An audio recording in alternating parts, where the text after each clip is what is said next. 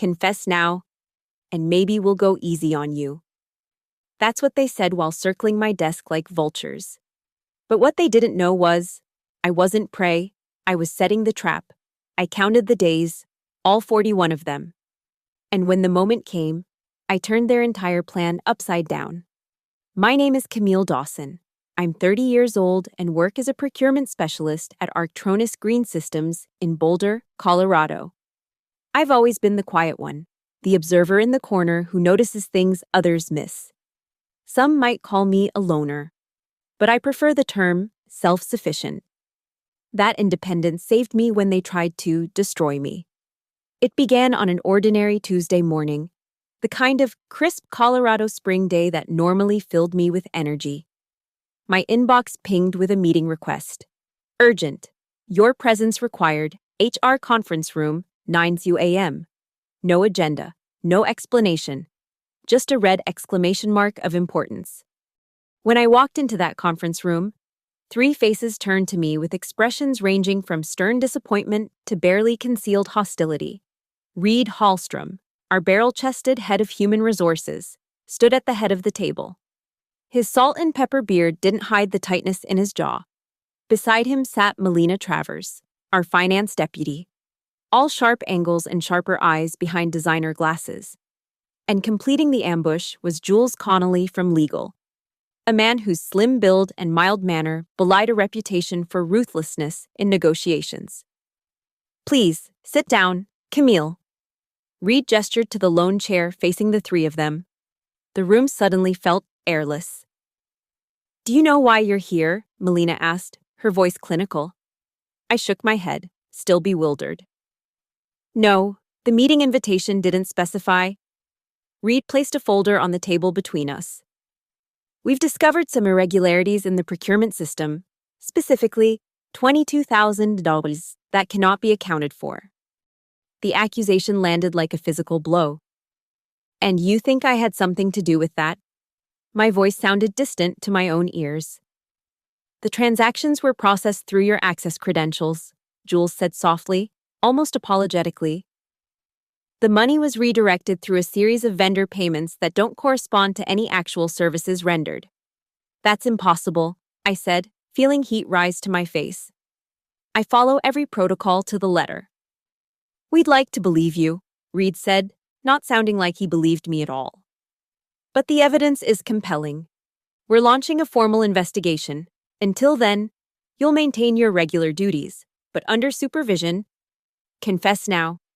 And maybe we'll go easy on you, Melina added, leaning forward. Cooperate, and this might not have to become a criminal matter. That was the first day. I didn't know then that it would stretch into 41. Each morning brought a new summons. Sometimes it was Reed alone, sometimes all 3. The questions twisted and turned but always circled back to the same accusation. I had stolen company money. The evidence they presented was circumstantial but damning. Transactions that appeared to have my digital fingerprints all over them. Just tell us how you did it, Reed would say, his patience visibly thinning with each passing day. I've told you already. I didn't do anything wrong, I repeated, the words becoming a mantra. After 2 weeks, I noticed a pattern. They seemed to be working against some kind of deadline. Reed checked his watch too frequently. Melina made cryptic references to staying on schedule. Jules would murmur about the timeline when he thought I couldn't hear. By the 3rd week, the office had become a minefield. Conversations stopped when I entered the break room. Lunch invitations disappeared. Former friends suddenly found reasons to be busy when I approached. Someone had clearly spread the word that I was under investigation, though such matters were supposed to be confidential. There goes the silent thief, I overheard from the marketing department as I passed. The isolation might have broken me if I hadn't become so focused on survival. Each night, I reviewed my work records, searching for any explanation for the missing funds. I knew my innocence, but innocence alone wouldn't save me. I needed proof. It was during one such late evening, nearly a month into the ordeal, when fate handed me my first real clue. The office was almost empty, just a few workaholics and the cleaning staff. I was heading to the copy room to scan some old purchase orders when I heard Melina's voice from inside. Just a few more days, she was saying in a hushed tone. Then she breaks, and we're clear to move forward. I froze outside the door, hardly daring to breathe. And if she doesn't? A male voice, Jules, I thought. She will. No one can withstand this kind of pressure indefinitely. Once she confesses, the board will never look deeper. And Reed is still on board? A short, sharp laugh. Reed was the first to agree. He knows what's at stake. I backed away silently, heart pounding. This wasn't a genuine investigation. It was a conspiracy. And I was the scapegoat they had selected. The next day, I arrived at work with new purpose. No longer was I just defending myself. I was gathering intelligence on my accusers. I needed to understand what they were hiding and why they needed me to take the fall. It was during this time that I found an unexpected ally in Judith Marin. At 75, Judith was technically a volunteer at Arctronus. She filed paperwork, made coffee, and generally fluttered around the office with the kind of energy that put people half her age to shame. She was also the mother of our CEO, Adam Marin, though she never traded on that connection. "You look like you could use this," she said one morning, placing a steaming cup of coffee on my desk. Real coffee, not the break room sludge. I blinked up at her in surprise. No one had willingly approached my desk in weeks. "Thank you, Mrs. Marin." "Judith, please," she corrected with a warm smile. "And you're welcome, Camille." She lingered, straightening some papers on my desk with experienced hands. "You know, I've been watching how they treat you.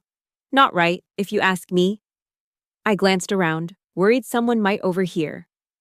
"It's a complicated situation." "Situations usually are." She nodded sagely. "But I've been around long enough to know when something smells fishy. And this?" She wrinkled her nose. "Reeks like 3-day-old trout." I couldn't help but smile at her candor. "I appreciate that. Not many people around here would agree with you." "People are sheep," she shrugged. "They follow whoever makes the loudest noise." She leaned in closer. "But some of us prefer to make our own judgments." From that day forward, Judith became my silent supporter. She'd bring me coffee, share office gossip, and most importantly, treat me like a human being rather than a pariah. What neither Reed nor Melina realized was that Judith's volunteer status made her practically invisible in their eyes, just another fixture in the office landscape. But she saw and heard everything. Those three sure spend a lot of time in that empty conference room on the second floor. She mentioned casually one day, "The one nobody uses because the projector's always broken." I filed this information away. "Really? That's interesting." "Mm-hmm." Judith hummed, arranging pens in my holder. "Tuesday afternoons, like clockwork, and they never book it in the system." That was all I needed. The next Tuesday, I adjusted my schedule to accidentally be on the second floor around the time Judith had mentioned. Sure enough, through the small window in the conference room door, I could see Reed, Melina, and Jules huddled around a laptop. I couldn't hear much, but what I did catch turned my blood cold. "Frame Dawson completely. The board will never. Payment system is untraceable as long as 41 days total." That's what we agreed. I slipped away before they could notice me, mind racing, 41 days. They had a specific timeline, and I was approaching the end of it. Whatever they were planning was coming to a head. That night, I stayed even later than usual. When the last of my colleagues had left, I made my way to Melina's office. As finance deputy, she would have access to all payment records. Her computer would be locked, but I didn't need it. What I needed were the hard copies she kept in her filing cabinet, the ones she thought no one knew about. The drawer wasn't even locked, such was her confidence. Inside, I found records of payments to vendors I'd never seen before. Small amounts, all under $5,000, the threshold that would trigger higher-level approval. But there were dozens of them, spread across different departments, different projects, all just under the radar. I photographed everything with my phone, careful to leave the files exactly as I'd found them. Then I went back to my desk and began piecing together the puzzle. The vendors didn't exist, at least not as legitimate businesses providing services to Arctronus. The addresses listed were mail drops. The contact numbers went to voicemails that were never answered, but the bank account numbers, those were real. And they all led back to the same place, a shell company established 19 months ago. 19 months. The exact time since Melina had overseen the implementation of our new accounting software. Over the next week, I built my case meticulously. I tracked every fraudulent payment, created flowcharts showing how the money moved, and collected emails that showed who had authorized what. The total was staggering. Not $22,000, but over $450,000, siphoned from the company through fake vendors and phantom services. And all of it led back to Reed, Melina, and Jules. I printed everything. Multiple copies. One set I kept at home, another in a safety deposit box at my bank, and a third with a sealed letter to be opened by the district attorney if anything happened to me. Paranoid? Perhaps. But they had spent 40 days trying to break me. I wasn't taking chances. Day 41 arrived. The company's quarterly all-hands meeting was scheduled for that afternoon. According to the agenda Reed had distributed, there would be a brief update on internal matters before the CEO's remarks. I arrived early, taking a seat near the front but off to one side. Gradually, the large conference room filled with employees from every department. Adam Marin, our CEO, sat at the head table, reviewing notes. Judith bustled around, arranging water pitchers and notepads. She caught my eye and gave me a small, encouraging nod.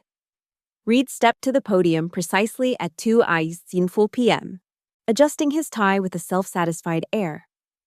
Before we get to our quarterly numbers, I wanted to provide a brief update on an internal matter that some of you may have heard whispers about, he began, his voice carrying authority.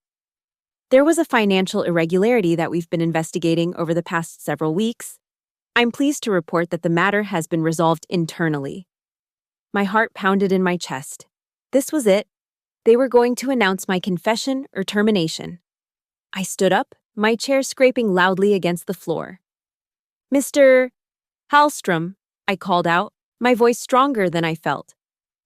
I'd like to address that point, if I may. The room fell silent. Reed's face darkened. This isn't the appropriate forum, Ms. Dawson. We can discuss your situation privately. I think this is exactly the right forum, I countered, moving toward the front of the room.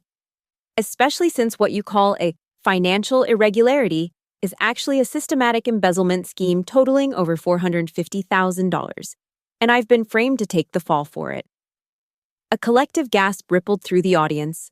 Adam Marin straightened in his chair, eyes narrowed. Ms. Dawson, these are serious allegations, he said carefully. Do you have evidence to support them? I do, sir.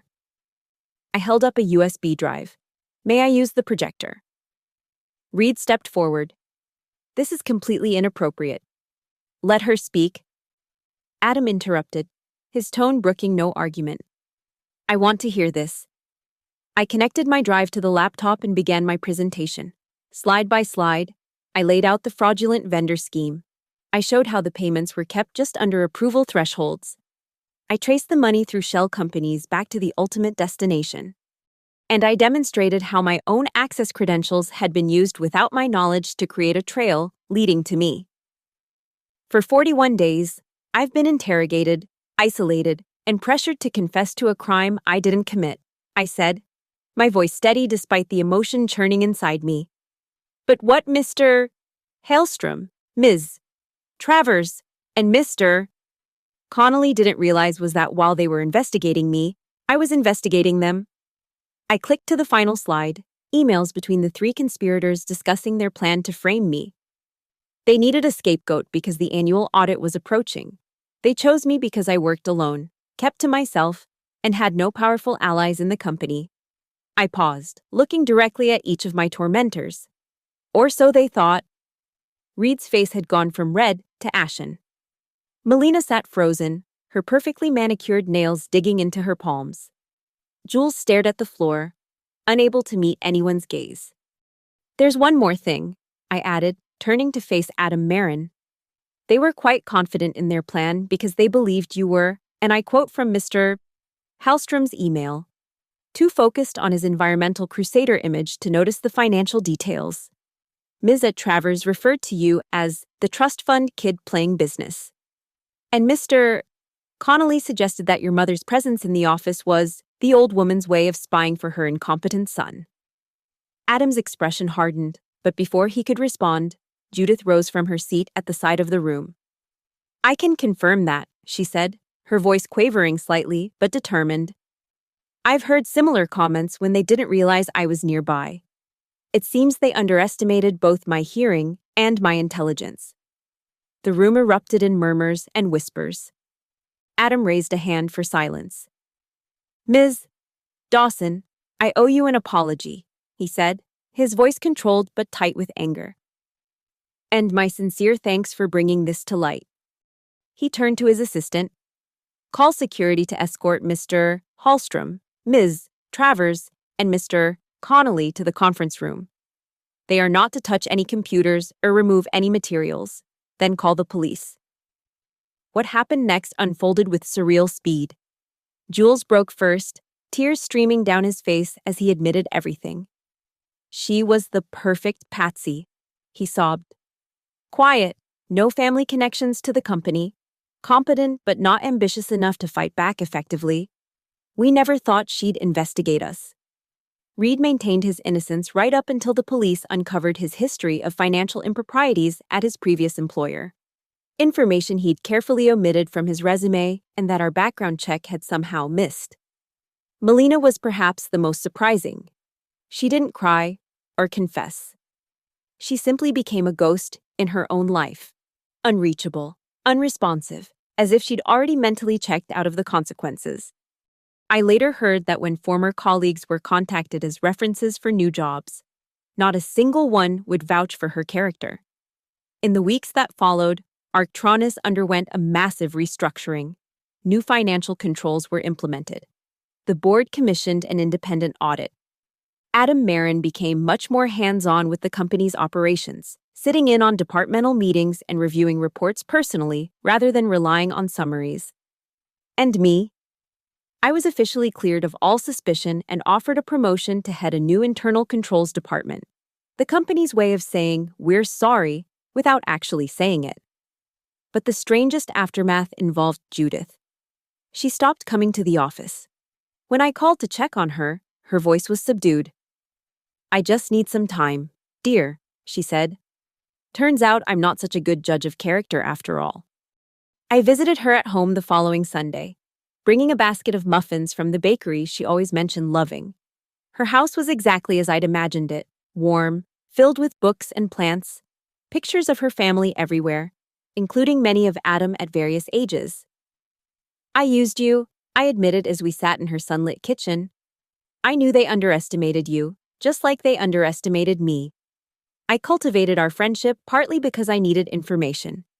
She studied me over her teacup. "I know that. Camille." "You do?" "Of course, I'm old, not stupid." A hint of her usual spark returned. "I saw what you were doing. I decided to help anyway." "Why?" "Because you were honest about it, at least now."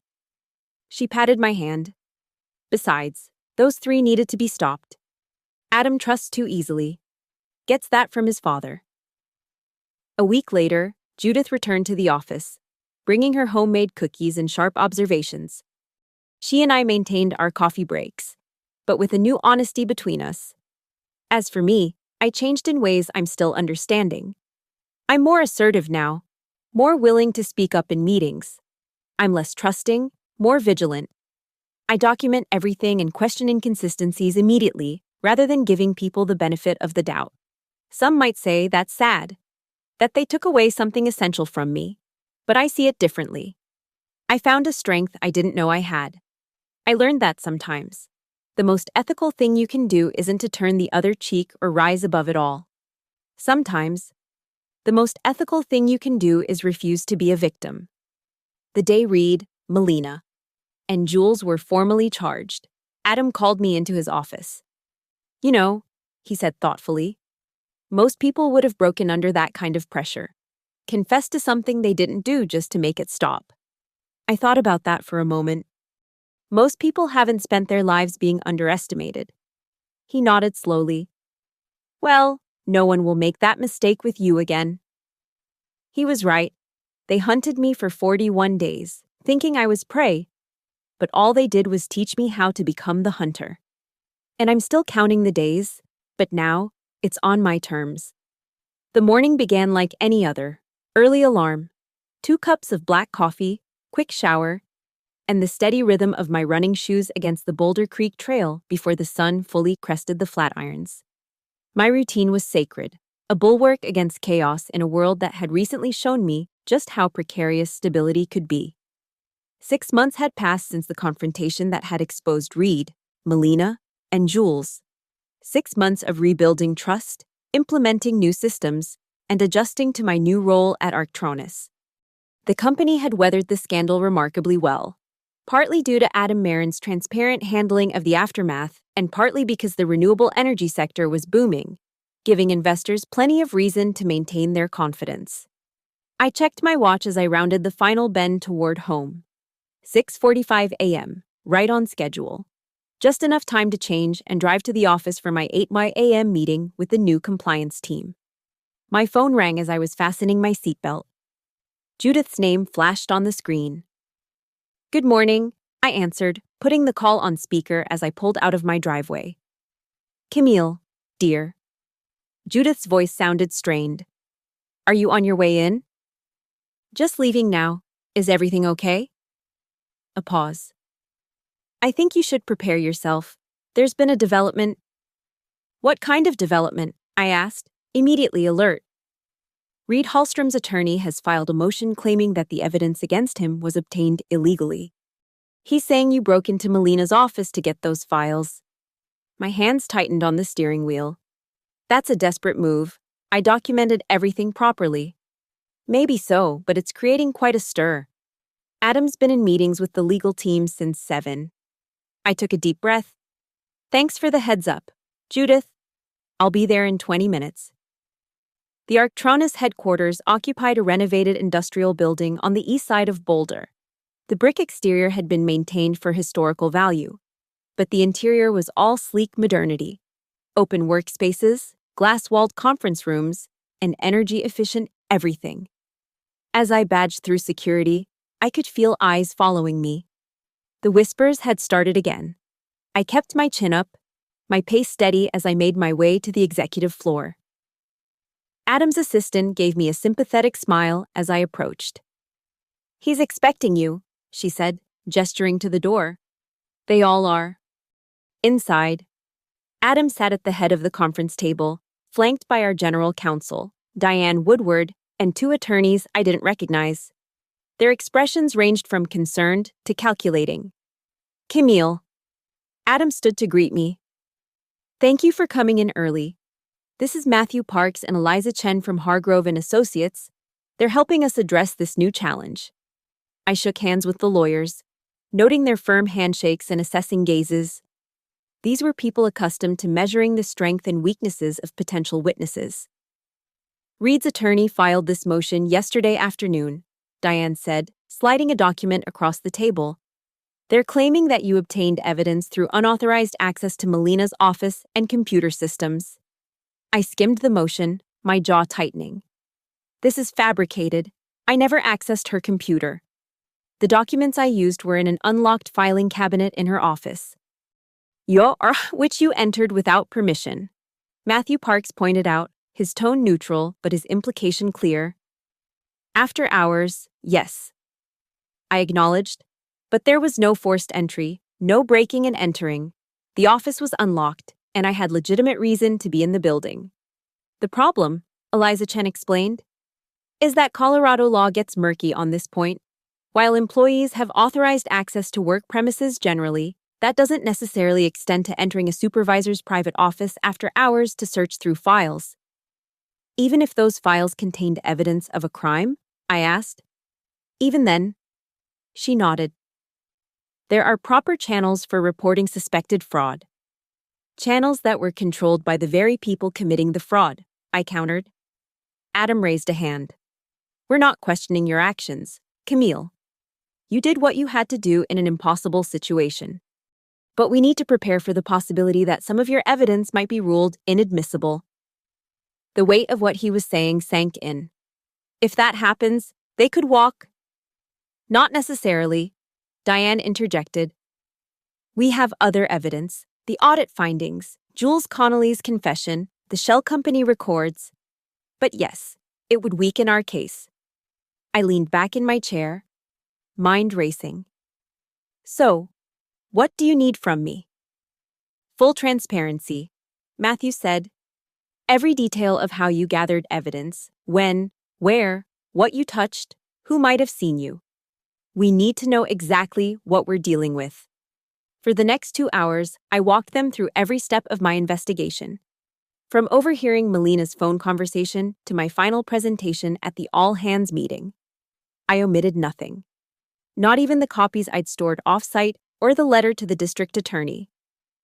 When I finished, the lawyers exchanged glances. You were remarkably thorough, Eliza acknowledged. That helps us, but Reed's attorney is good. Patricia Vance has a reputation for getting white-collar clients off on technicalities. The name struck me. Patricia Vance, tall woman, always wears cobalt blue suits. Eliza nodded. That's her. You know her. Not personally, but she was at Arctronus about a year ago. Some kind of consultation with Jules about intellectual property matters. I frowned, trying to recall details. They had several meetings, I remember, because she always demanded specific catering that wasn't on our approved vendor list. Adam sat forward.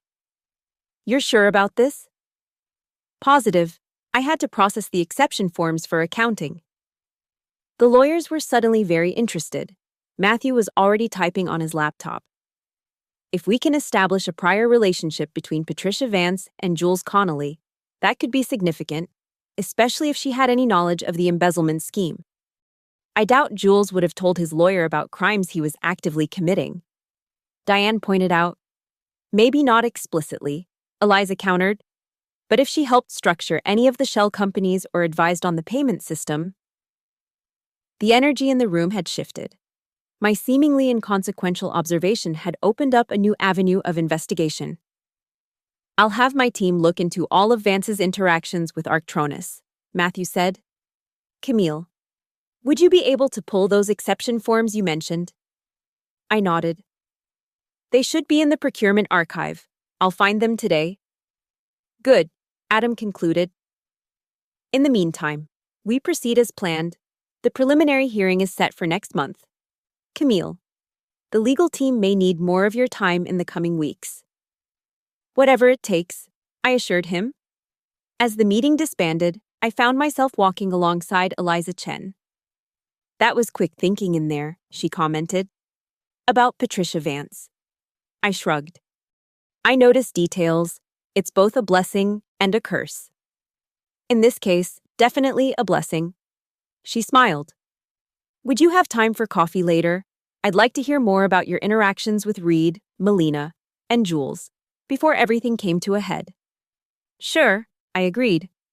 I'll message you when I've located those forms. The procurement archive was housed in a climate-controlled room in the basement, a concession to old-school record-keeping in our otherwise digital operation. As I sorted through files from the previous year, my mind kept returning to Patricia Vance. Something about her visits had struck me as odd even at the time, though I couldn't place exactly what. It took 3 hours, but I finally located the exception forms, 5 in total, spanning a 2-week period. Each detailed special catering requests for meetings between Jules and external counsel, though Patricia Vance's name appeared nowhere on the forms themselves. I was about to leave when another folder caught my eye, labeled Vendor Qualification Waivers. On impulse, I pulled it out and began flipping through the contents. These were forms used when procurement needed to fast-track a vendor that hadn't completed our usual vetting process. There, dated 18 months ago, was a waiver for Meridian Consulting Services, authorized by Jules Connolly and countersigned by Reed Hallstrom. The address listed for Meridian matched one of the shell companies I'd uncovered during my investigation. My heart raced as I photographed the document with my phone. This was a direct link between Jules, Reed, and the fraudulent vendors, documentation that existed in our official records, obtained through completely legitimate channels. I hurried back upstairs, sending a message to Eliza that I had found something important. We agreed to meet in one of the small conference rooms away from the main work areas. This could be significant, she said after examining the waiver. It establishes that Jules and Reed were knowingly circumventing procurement protocols for a company we now know was fraudulent. And because you found it through normal access to company records in your current role, there's no question of admissibility. There might be more, I suggested. I only checked one folder, but there could be similar waivers for other shell companies. Eliza nodded. I'll have someone from our team go through all the records with you. This kind of paper trail is exactly what we need. Over the next 3 weeks, working closely with the legal team, I helped uncover a wealth of documentary evidence that had been hiding in plain sight. Purchase orders with mismatched delivery addresses, vendor applications with inconsistent tax ID numbers, approval emails with subtle language suggesting the signatories knew they were bypassing normal controls. All of it properly obtained. All of it admissible in court. When Patricia Vance's motion came before the judge, our counter-evidence was substantial enough that he denied the attempt to suppress my original findings. But even if he had ruled against us, we now had a parallel trail of evidence that would have sustained the case. The day after the ruling, I found Judith waiting at my desk with 2 cups of coffee. Celebration brew, she announced, handing me one. Adam told me about the judge's decision. Thanks, I said, taking a grateful sip. Though I'm not sure we should celebrate yet, the actual trial is still months away. Oh, there won't be a trial, Judith said confidently. I raised an eyebrow. How can you be so sure? She settled into the chair beside my desk, smoothing her skirt with practiced hands. Because Patricia Vance is too smart to let it get that far. Now that your evidence is admissible and you've found all those additional documents, she'll advise Reed to take a deal. Melina's attorney will do the same. You seem to know a lot about legal strategy, I observed. Judith's eyes twinkled. I was a paralegal for 40 years before I retired. Dear. Where do you think Adam got his attention to detail? I laughed, realizing there was still so much I didn't know about my unexpected ally. I never asked what you did before Arctronus. Most people don't, she shrugged. They see an old woman making coffee and assume that's all I've ever been. She fixed me with a knowing look. Rather like how people saw a quiet procurement specialist and assumed she'd be an easy target. We showed them, didn't we? I smiled. Indeed we did. She raised her cup in a toast. To being underestimated. To being underestimated, I echoed. Judith's prediction proved accurate. Within 2 weeks, both Reed and Melina had accepted plea deals that included full restitution to Arctronus, substantial fines, and probation rather than prison time in exchange for their cooperation against larger financial crimes that the investigation had uncovered. Jules, having been the first to confess, received the lightest sentence, community service, and a suspended license to practice law. As spring turned to summer, life at Arctronus settled into a new normal. My internal controls department grew from just me to a team of 4, with expanded authority to review transactions across all departments. Adam implemented quarterly transparency reports to the entire company, detailing financial performance down to department-level spending. On the anniversary of my confrontation at the all-hands meeting, Adam invited me to dinner at his home, a modernist marvel nestled against the foothills with views of the entire Boulder Valley. Judith was there, supervising the catering with her usual attention to detail. A year ago today, you changed the course of this company, Adam said as we stood on his deck watching the sunset paint the flat irons pink and gold. I wanted to properly thank you. I was just protecting myself. I demurred. We both know it was more than that, he countered. You could have taken your evidence directly to the police or even the press. Instead, you brought it to the company first. You gave us a chance to address it internally before it became a public scandal. I considered this. I suppose I still felt some loyalty to Arctronus, despite everything. And now? He asked, studying me carefully. Now I feel responsible for it. I admitted. For making sure something like that never happens again. He nodded, seeming pleased with my answer. That's why I'd like you to consider joining the executive team. As our new chief compliance officer, the offer took me by surprise. That's a significant promotion. You've earned it, he said simply. More than earned it. That night, driving home along the winding roads from North Boulder, I reflected on the journey of the past year. From isolated scapegoat to executive leadership. From prey to hunter.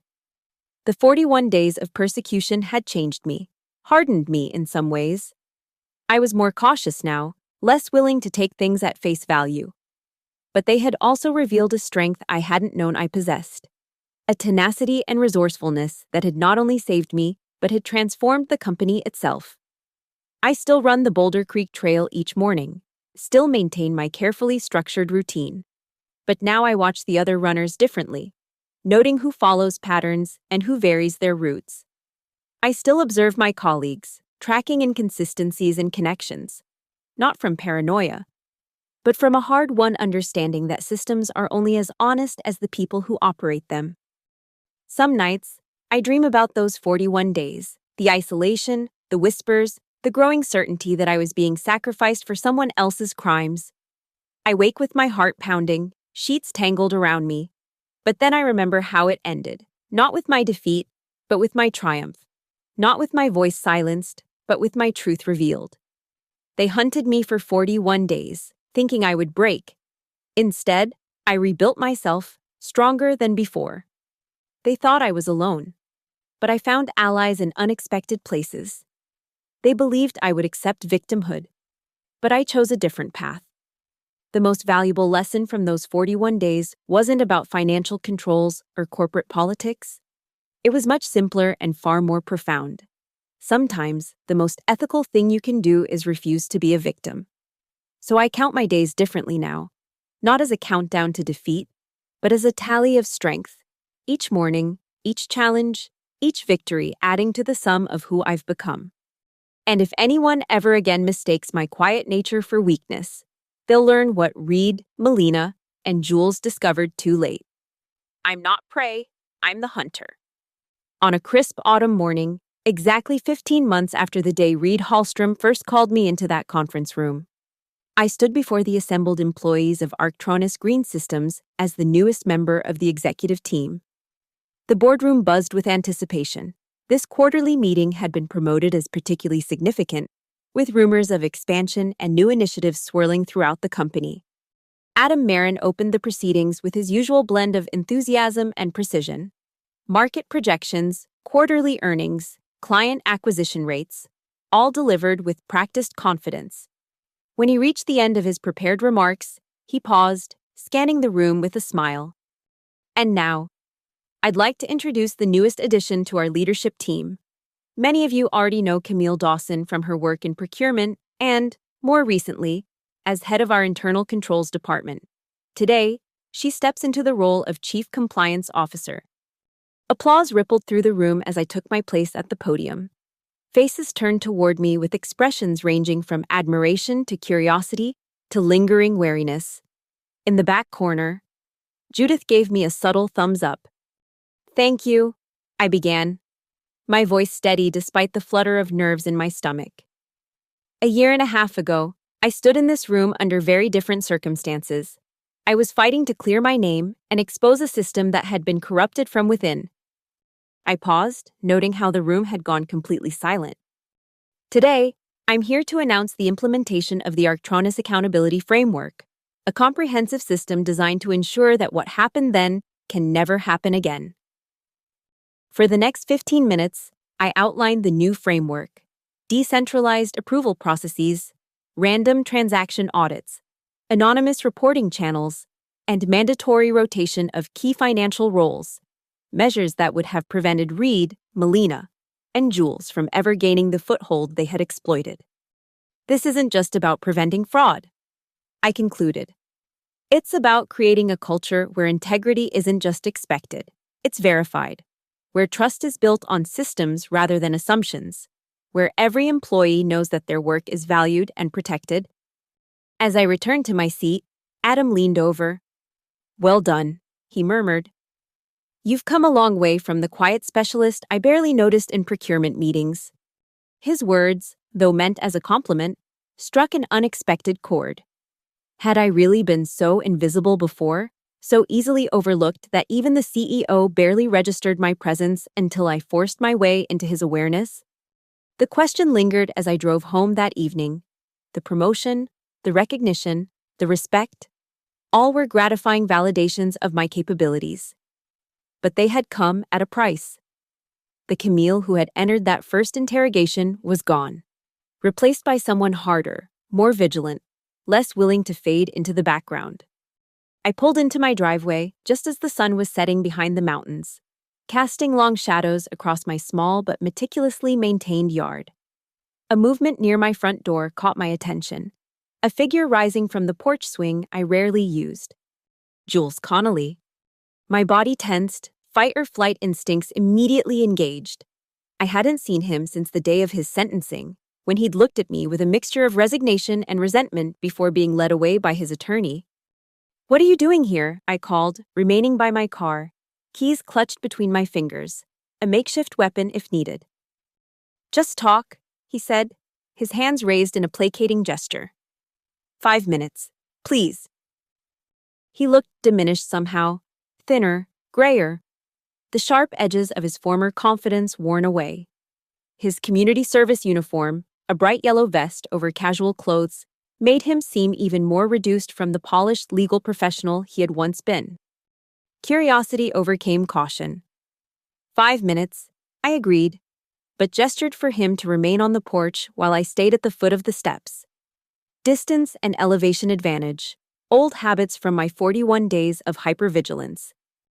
"I saw the announcement about your promotion," he began, his voice hoarse. "Congratulations." "Thank you," I replied neutrally. "Is that why you're here, to congratulate me?" He shook his head. "No, I'm here to apologize. Properly. Not the court-mandated statement I had to give, but a real apology." He met my eyes directly. "What we did to you was unforgivable.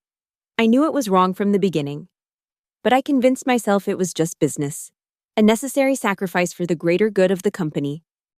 "The greater good?" I echoed incredulously. "You were stealing from the company." "I told myself it wasn't real theft," he said, looking away. "That we were just reallocating resources that would otherwise be wasted on Adam's pet environmental projects." A bitter laugh escaped him. "Amazing how we justify things to ourselves, isn't it?" I studied him, trying to reconcile this penitent figure with the man who had sat across from me day after day, methodically trying to break me. Why me, out of everyone at Arctronus? Why did you choose me to take the fall? The question had haunted me for months. Understanding the mechanics of their scheme hadn't explained the personal element, why they had selected me specifically. Jules looked uncomfortable. "It wasn't random. We needed someone with the right access level but minimal connections. Someone who worked independently enough that unusual system access wouldn't raise flags. And I prompted when he hesitated. And someone Reed thought wouldn't fight back effectively." He admitted. "He said you were," what was the phrase? "Pathologically conflict-averse.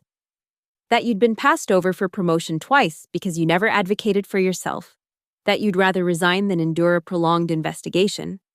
The assessment stung, partly because there was a grain of truth in it. The old Camille had indeed avoided confrontation, had swallowed disappointments rather than challenged the status quo. Had I really been so transparent in my weakness? "Well," I said finally, "Reed miscalculated." "Spectacularly." Jules agreed with a hint of his old dry humor. "None of us saw you coming, Not really. He hesitated, then added, For what it's worth, I think what you've done with the compliance program is impressive. It would have stopped us cold. That's the idea. An awkward silence fell between us. The 5 minutes were nearly up. I should go, Jules said, moving toward the steps. Thank you for listening. As he passed me, a question rose to my lips. Are you sorry you did it, or sorry you got caught? He paused, considering. Both, I suppose. But mostly, I'm sorry about what it cost me. Not just the legal license or the reputation, but my self-respect. He looked back at me. How do you do it, Camille? How do you look in the mirror after everything that happened? The question caught me off guard. I didn't do anything wrong, I reminded him. No, but you did things differently afterward, he pressed. I've read about the changes you've implemented. Seen your name in industry publications. The woman who exposed the Arctronus fraud isn't the same woman we targeted. You changed, became someone new. How did you make peace with that transformation? I considered his question seriously. How had I reconciled the quiet, conflict-averse procurement specialist with the assertive, sometimes ruthlessly efficient compliance officer I'd become? I didn't change, I said finally. I just stopped hiding who I really was. Jules nodded slowly, as if the answer made a kind of sense to him. Goodbye, Camille. I truly am sorry. I watched him walk to his car, a modest sedan that had replaced the luxury coupe he'd once driven. As he pulled away, I felt an unexpected lightness, as if a question I hadn't realized was burdening me had finally been answered. Inside my house, I moved through my evening routine with mechanical precision. Dinner, dishes, review of the next day's schedule. But Jules's visit had unsettled something within me, forcing me to confront aspects of my transformation I'd been too busy to fully process. Had I truly been hiding my real self all those years? Or had the crucible of those 41 days forged someone entirely new? The next morning, I deviated from my routine for the first time in months. Instead of my usual run along Boulder Creek Trail, I drove to Chautauqua Park and hiked up to the Flatirons as the sun rose. The exertion and the solitude gave me space to think, to examine the past 15 months with clarity. The Camille who had endured those 41 days of interrogation and isolation had discovered resources within herself that even she hadn't known existed. Resilience, cunning, the courage to stand alone against powerful opponents. But those qualities hadn't appeared from nowhere. They had been there all along, dormant beneath the surface of the compliant employee who had valued security and routine above all else. What had changed wasn't my fundamental nature, but my willingness to embrace the more assertive aspects of myself. To use my observational skills not just to navigate social situations safely, but to actively seek justice. To turn my attention to detail from a private satisfaction to a public strength. By the time I reached the office, I had made peace with Jules's observation. Yes, I had changed, but only in the way a butterfly changes, revealing its true form after a necessary transformation. The quarterly all-hands meeting marked the beginning of a new era for both Arctronus and for me. The accountability framework was rolled out across all departments, met initially with resistance, particularly from managers accustomed to operational autonomy, but gradually accepted as the new standard. Adam Marin proved to be a more capable CEO than even his supporters had believed. Leveraging the company's renewed reputation for integrity into expanded contracts and strategic partnerships, Judith continued her volunteer work, though she now split her time between office duties and mentoring a program for women returning to the workforce after career gaps. And I found myself in the unexpected position of becoming a minor celebrity in compliance circles. Industry publications requested interviews about the Arctronus framework. Conferences invited me to speak about creating cultures of accountability. A business school professor even approached me about developing a case study based on my experience. 6 months into my role as Chief Compliance Officer, Adam called me into his office for what he described as a strategic discussion. We've been approached about a potential acquisition, he explained, gesturing for me to take a seat. Solara Technologies, They're developing some impressive advances in solar cell efficiency. I nodded, familiar with the company from industry news. Their latest prototypes are testing at nearly 30% efficiency, right? That's revolutionary if they can scale it. Exactly, Adam confirmed, looking pleased that I was up to speed. The technology is solid, the team is brilliant, and the market potential is enormous. But, he hesitated. But, I prompted. But their internal controls are creative, let's say. They've been operating like a typical startup, moving fast, cutting corners where necessary, focusing on innovation over documentation.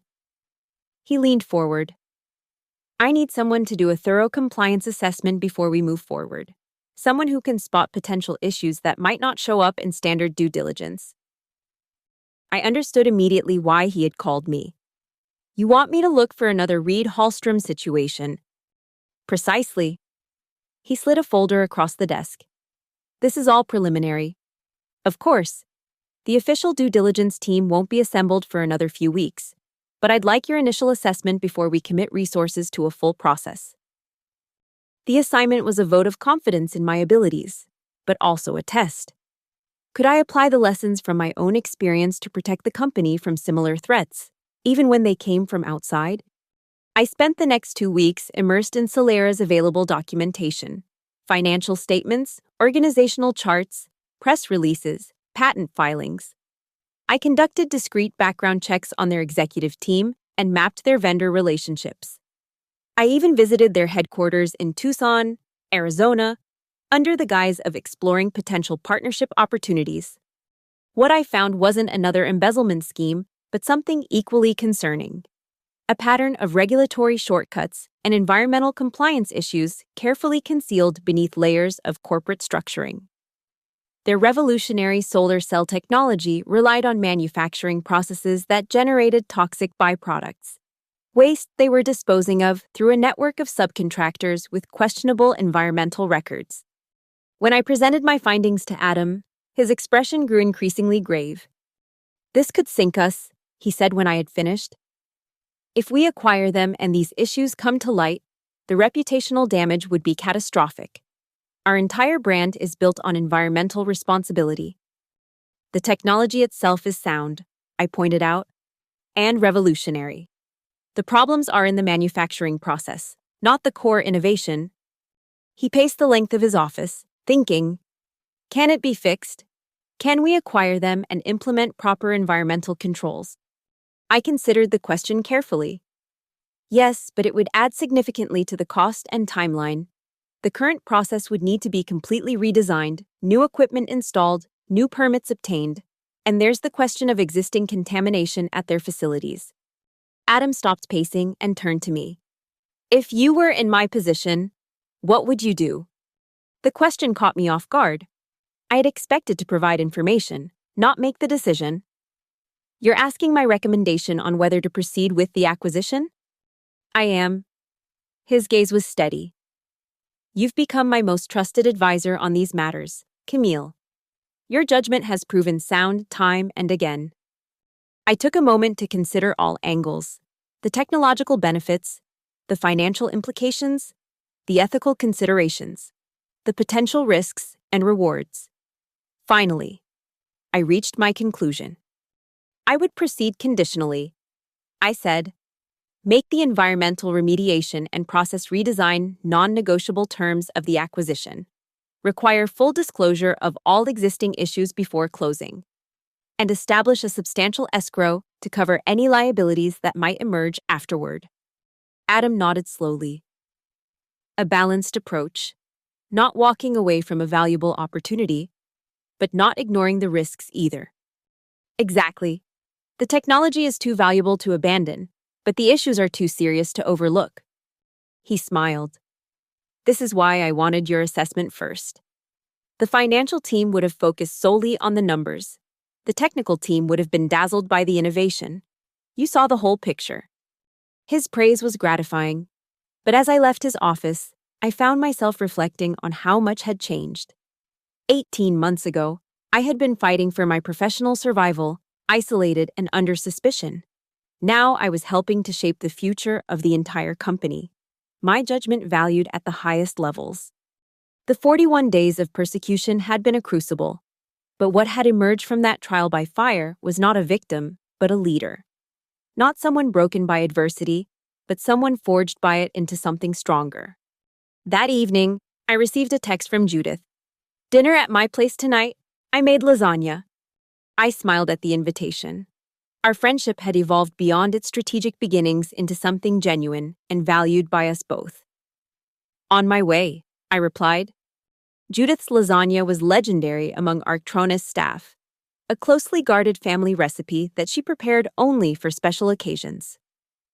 As we sat in her cozy dining room, the rich aroma of tomatoes, herbs, and cheese filling the air, she studied me over her wine glass. "You look preoccupied," she observed. "Everything all right?" "Just thinking about how much has changed," I admitted. "Sometimes I barely recognize my life from before." "Everything." She nodded, understanding. "Transformations are like that, especially the ones we don't choose." "But that's just it," I mused. I'm not sure if I was transformed or just revealed, like those 41 days stripped away a facade I'd been maintaining without even realizing it. Judith considered this. Maybe it's both. Crisis reveals our core, but it also shapes us. The heat that reveals the true nature of metal also tempers it. She took another sip of wine. The important question is, are you happy with who you've become? The question deserved serious consideration. Was I happy? The old Camille had valued predictability and security above all. The new Camille thrived on challenges and responsibilities that would have terrified her former self. "I think I'm fulfilled," I said finally. Happy seems too simple a word for it. I feel purposeful, effective, like I'm finally using all of myself instead of just the safe parts. Judith smiled. "That's better than happy. Happy comes and goes with circumstances. Fulfilled endures." We ate in companionable silence for a while, the conversation shifting to lighter topics. Judith's grandchildren, my recent hiking adventures, office gossip. It was only as I was helping her clear the dishes that she returned to our earlier theme. "You know," she said, handing me a plate to dry. "Adam was a lot like you once. Quiet, cautious, always trying to please his father." She smiled at some private memory. People forget that before he was the confident CEO, he was the awkward heir apparent everyone doubted. I was surprised by the comparison. What changed him? "Failure," she said simply. His first major initiative after joining the company was a disaster. Lost millions. His father nearly removed him from the succession plan. Her eyes grew distant. "It was the making of him. He stopped trying to be the son his father wanted and started being the leader he actually was." "So you think adversity is necessary for growth?" I asked, thinking of my own trial by fire. "Not necessary, perhaps, but effective." She placed the last dish in the cabinet. "The question is what we do with it. Some people are broken by challenges that strengthen others." I thought of Jules Connolly, diminished and seeking absolution on my porch, of Reed Hallstrom, who had reportedly left Colorado entirely after his plea deal, unable to face the community where his reputation had been destroyed, of Melina Travers, who according to office gossip had abandoned finance altogether and opened a yoga studio in Santa Fe. I guess I was one of the lucky ones, I reflected. Judith patted my hand. "Luck had nothing to do with it, dear. You made choices every step of the way. You chose to fight back instead of giving in. You chose to seek allies instead of isolating yourself further. You chose to use what you learned to protect others." Her eyes, still sharp despite her age, held mine. Never discount the power of those choices. As I drove home that night, Judith's words echoed in my mind. Choices, not luck, had determined my path through adversity, and choices would continue to shape whatever came next. The Solara acquisition proceeded under the conditions I had recommended. Adam asked me to lead the integration team focused on environmental compliance and regulatory remediation. a massive undertaking that would test all the skills I'd developed over the past 2 years. On the day the acquisition was formally announced, Adam held a small celebration in his office for the key team members who had made it possible. As champagne was poured and congratulations exchanged, he pulled me aside. "I have something for you," he said, handing me a small, wrapped package. "A token of appreciation for your role in making this happen." Inside was a sleek, silver compass, its face elegantly simple, its weight substantial in my palm. "My father gave me one like it when I took over as CEO," Adam explained. "He said a leader needs a true north, an unwavering principle to navigate by when decisions get complicated." I turned the compass over, noting the inscription on the back. "The true test is what you do with adversity." "Judith told you about our conversation, I guessed?" He smiled. "She might have mentioned it, but the sentiment is one I've believed in for a long time." He nodded toward the compass.